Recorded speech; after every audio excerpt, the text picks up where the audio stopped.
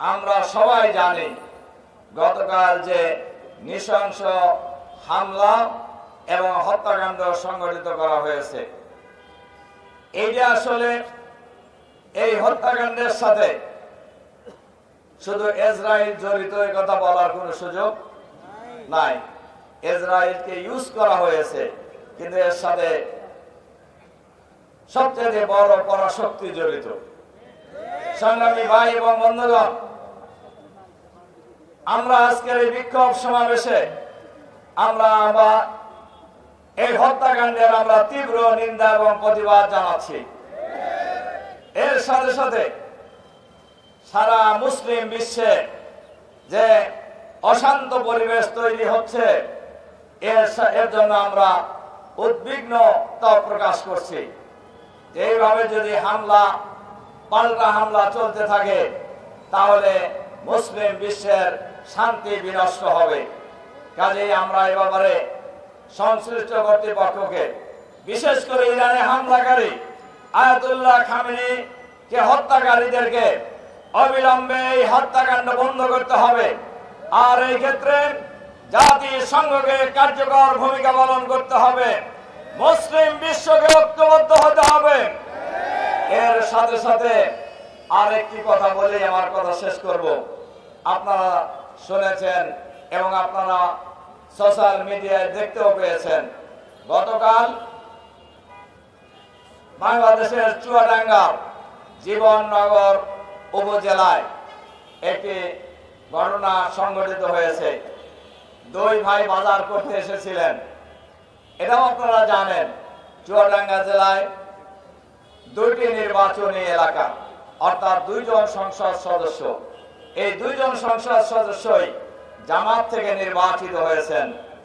এ কারণেই কারোর গায়ে আগুন ধরে গেছে, গোটা বাংলাদেশ নিয়ে গেছে, তাতেও তাদের তৃপ্তি হয় নাই। তারা সব নিয়ে নিতে পারলে তাও তৃপ্তি হতে গেলে আমরা জানি না। অন্যের জিনিস খাইতে যারা মজা পায়, তাদের কোনোদিন পৃথিবীতে তৃপ্তি হয় না। সেখানে দুইজন ভাই, আপন দুই ভাই, তারা বাজার করার জন্য গ্রাম থেকে শহরে এসেছিলেন। তাদের উপর আকস্মিকভাবে রামদা দাও কুড়াল নিয়ে হামলা করে তাদেরকে নৃশংসভাবে আহত করা হয়। তাদেরকে গত রাত্রে যখন ঢাকায় আনা হচ্ছিল, প্রতিমধ্যেই এক ভাই হাফিজুর রহমান নামে তিনি শাহাদাত বরণ করেন। আর এক ভাই এখনো মৃত্যুর সাথে পাঞ্জা লড়ছেন, মুমূর্ষ অবস্থায় ঢাকার একটি হাসপাতালে উনি চিকিৎসাধীন আছেন। আমরা এই ঘটনার তীব্র নিন্দা জানাই। আমরা সরকারকে বলতে চাই, হত্যাকাণ্ড ঘটিয়েছিল আগের সরকার, অনেক ঘটনা ঘটিয়েছে, কিন্তু শেষ রক্ষা তাদের হয় নাই। হত্যাকাণ্ড ঘটিয়ে, সন্ত্রাস চালিয়ে, মানুষ খুন করে ক্ষমতায় থাকা যায় না। মানুষ খুন করে দেশ পরিচালনা করা যায় না। সাময়িক হয়তো তৃপ্তি লাভ করতে পারবেন, কিন্তু ক্ষমতায় বেশি দিন থাকতে পারবেন না।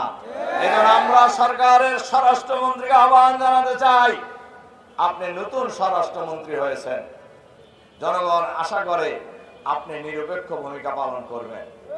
আপনি কোন দলের মন্ত্রী নন, দেশের মন্ত্রী।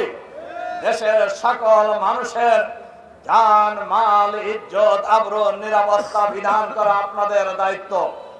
আমরা আহ্বান জানাতে চাই, অবিলম্বে এই খুনিদেরকে গ্রেফতার করতে হবে।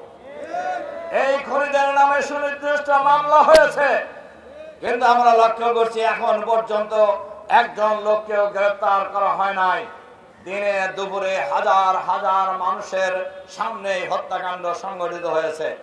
আমরা সরকারের কাছে আহ্বান জানাতে চাই, অবিলম্বে শহীদ হাফিজুর রহমানের হত্যাকাণ্ডের সাথে যারা জড়িত, এই খুনিদেরকে গ্রেফতার করতে হবে। তাদেরকে দৃষ্টান্তমূলক শাস্তির ব্যবস্থা করতে হবে। দেশের সন্ত্রাসী কর্মকাণ্ড বন্ধ করতে হবে, চাঁদাবাজি বন্ধ করতে হবে, দুর্বৃত্তপনা বন্ধ করতে হবে, দেশের মানুষকে শান্তি দিতে হবে। নইলে অতীতের সরকারের বিরুদ্ধে বাংলাদেশের মানুষ বাংলাদেশের মানুষ যেভাবে ঐক্যবদ্ধ প্রতিরোধ করে তুলেছিল, এই হত্যাকাণ্ড যদি শুরুতেই বন্ধ করানো হয়, বাংলাদেশের মানুষ ঐক্যবদ্ধ প্রতিরোধ করে তুলবে বাংলাদেশে ইনশাআল্লাহ।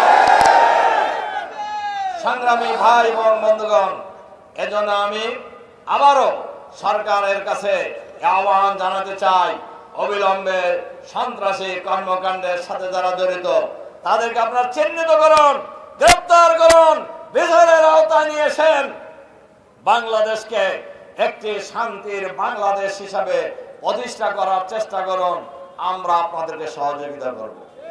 কিন্তু যদি এর ব্যত্যয় হয়, সব কিছুই যদি দলীয় দৃষ্টিভঙ্গিতে বিবেচনা করেন, আমরা সিদ্ধান্ত নিয়েছি আমরা পার্লামেন্টে এবং রাজপথে উভয় জায়গায় আমরা সকল অপকর্মের বিরুদ্ধে আমরা লড়াই চালিয়ে যাব ইনশাআল্লাহ। কাজেই হত্যাকাণ্ড ঘটিয়ে আমাদেরকে ভয় দেখানোর কিছু নাই, এটা আপনাদের ভালো করে জানা থাকার কথা। কারণ আমরা আপনারা একসাথে মেলা দিন আন্দোলন করছি, আপনারাও কি জিনিস তাও আমরা জানি, আমরা কি জিনিস তাও আপনারা জানেন। কাজেই আমরা বলবো এই সমস্ত হত্যাকাণ্ড, সন্ত্রাসী কর্মকাণ্ড আল্লাহর রাস্তায় বন্ধ করুন।